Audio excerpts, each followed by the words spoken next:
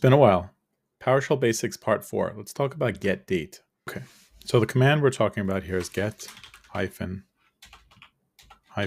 date. Okay, that outputs the present date and time. Now, already this command by itself is very powerful. If I wrap this in $parens, I can do math against this by doing dot add days. And then let's say I want, like, I don't know, what's 15 days from today? Oh, it's Saturday, December 7th, right? I can do the opposite. I can say, what was, I don't know, 8 days ago? I can subtract. Okay, so automatically we can do this to do date time calculations. Okay, so let's take this a step further.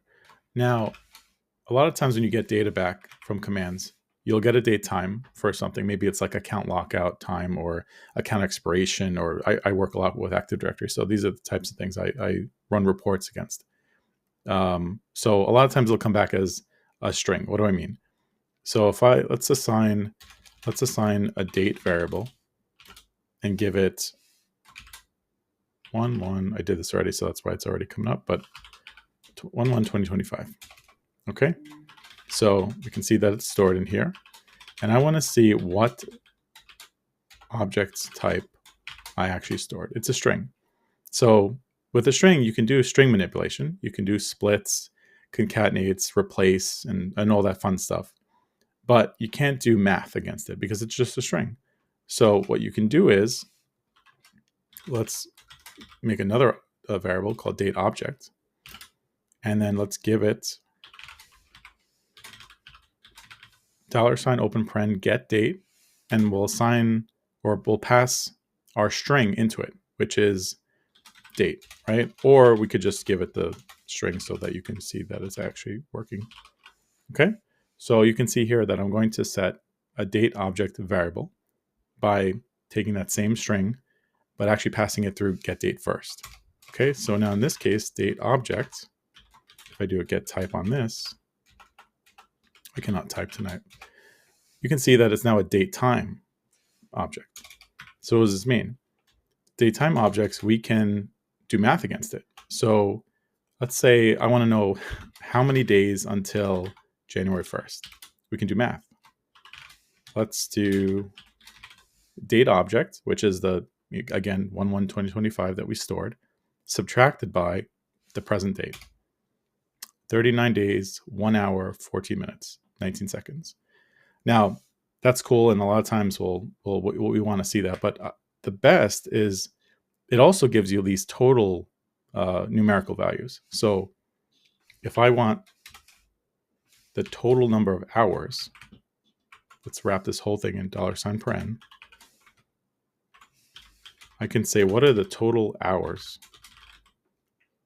from now till January 1st? 937 hours.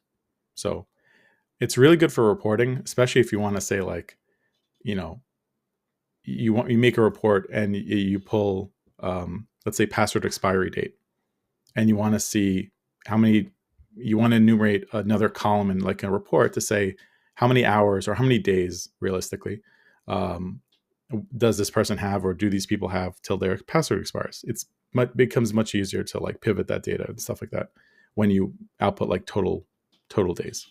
And so that's like one example, but this is kind of like endless.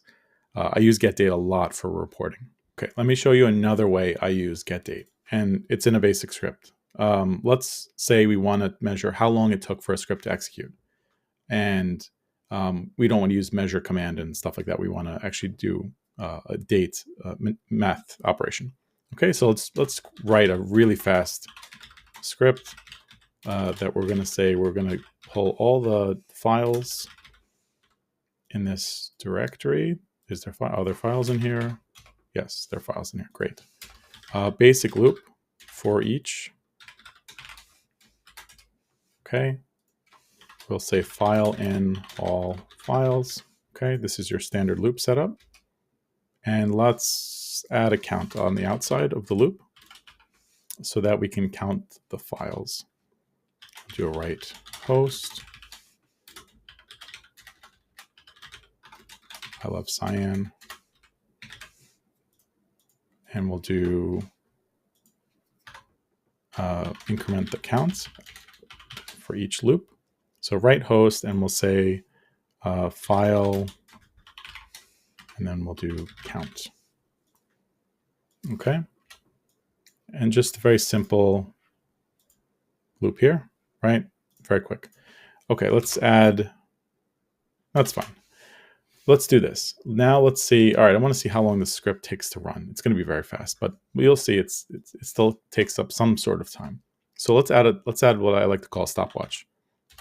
So we'll say timer, and there actually is a command for stopwatch, but bear with me.